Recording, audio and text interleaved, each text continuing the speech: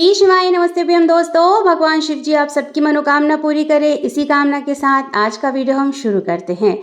दोस्तों, सभी प्यारी माताओं बहनों को जीवित पुत्रिका व्रत की ढेर सारी शुभकामनाएं। जैसा कि आज 14 सितंबर साल 2025 दिन रविवार को पूरे विधिवत तरीके से माताओं के द्वारा अपनी संतान की दीर्घायु के लिए उनके उज्जवल भविष्य की कामना करते हुए माताएं पूरी 24 घंटे का निर्जल व्रत करेंगी। आज आपको इस वीडियो में संपूर्ण जानकारी देने वाले हैं। साल 2025 में जीवित पुत्रिका व्रत के पारण से संबंधित जानकारी आपको देने वाले हैं, तो वीडियो को पूरा ध्यान से अंत तक देखिएगा, सुनिएगा। वीडियो पसंद आ जाए तो वीडियो को छोटा सा एक लाइक कर दीजिएगा और साथ ही साथ अपने ही चैनल को जरूर से सब्सक्राइब कर दीजिएगा। दोस्तों, पारण क्या खाकर करना चाहिए, पारण का शुभ मुहूर्त क्या रहने वाला है, पारण करने से पहले एक गलती बिल्कुल भी नहीं करनी चाहिए, तो ये सभी जानकारी मैं आज आपको देने वाली हूँ। सबसे पहले तो मैं बता दूं कि जीवित पुत्रिका व्रत का जो पारण किया जाएगा वो 15 सितंबर साल 2025 दिन सोमवार को पूरे विधिवत तरीके से किया जाएगा।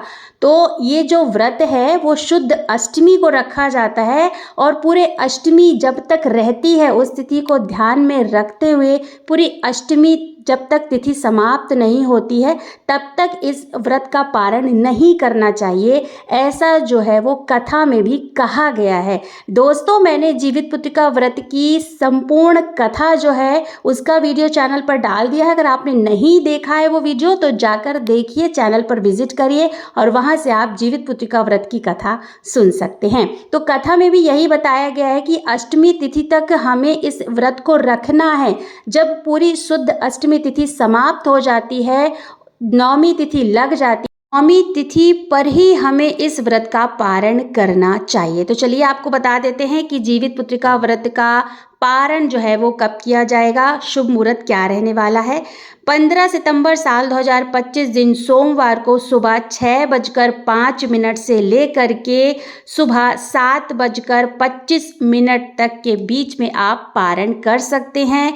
यहाँ पर जो है वो नवमी तिथि प्रारंभ हो जाएगी, तो आप इस पारण के शुभ मुहूर्त को ध्यान में रखते हुए पारण कर सकते हैं। दोस्तों, अब चलिए बता देते हैं कि क्या खाकर पारण करना चाहिए। देखिए, बहुत सारे घरों के नियम विधि ना अलग अलग होते हैं। क्षेत्रों के हिसाब से, राज्यों के हिसाब से थोड़े से विधि नियम अलग अलग हो जाते हैं घरों के। तो अगर मैं एमपी साइड की बात करूं तो कुछ गरम गरम खाकर ही जो है वो व्रत का पारण किया जाता है। गरम गरम दूध पिया जाता है और साथ ही साथ गरम गरम भात और दाल खाकर जो है वो व्रत का पारण किया जाता है। अब कई लोगों के यहाँ जो है वो नौनी का साग फिर से खाया जाता है, जैसे नहाय खाए वाले दिन खाते हैं, तो व्रत के पारण के समय भी नौनी का साग और मंडुआ की रोटी खाकर व्रत का पारण किया जाता है। कई लोगों के यहाँ जो है जो मीठा खाकर, जैसे हम मीठा हलवा बना लिए गरम गरम, वो खाकर व्रत का पारण किया जाता है। तो आप लोग देख लीजिएगा आपके यहाँ किस विधि नियम से और क्या खाकर के पारण किया जाता है। आप उसी विधि नियम के अनुसार, यानी अपने घर के विधि नियम के अनुसार जीवित पुत्रिका का व्रत का पारण कर सकते हैं। जो भी आपके यहाँ व्रत के पारण में खाया जाता है आप वही खाना खा करके व्रत का पारण कर सकते हैं। बहुत सारे घरों के नियम विधि है कि उनके यहाँ पूरा खाना बनाया जाता है, जैसे दाल चावल सब्जी रोटी पूड़ी पकौड़ा, इस तरीके से पूरा खाना बनाया जाता है और फिर सभी मिलकर जो है वो व्रत का पारण करते हैं।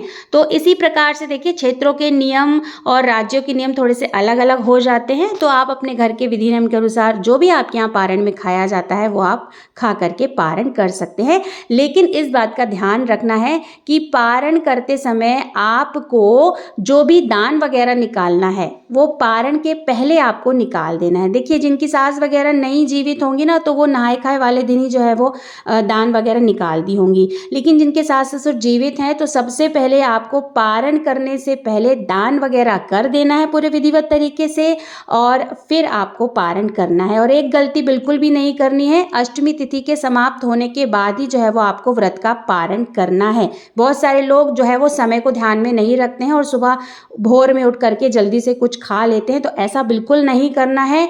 पूरे विधिवत तरीके से पारण वाले दिन आपको सुबह दैनिक क्रियाओं से निवृत्त होकर स्नान आदि करना है, पूजन अर्चन करनी है, सूर्य देवता को जल अर्पित करना है।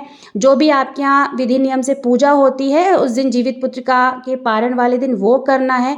पूजा करने के बाद आपको पारण करने से पहले दान निकालना है और फिर आपको पूरे विधिवत तरीके से दान करना है। इस बात का आपको विशेष ध्यान रखना है।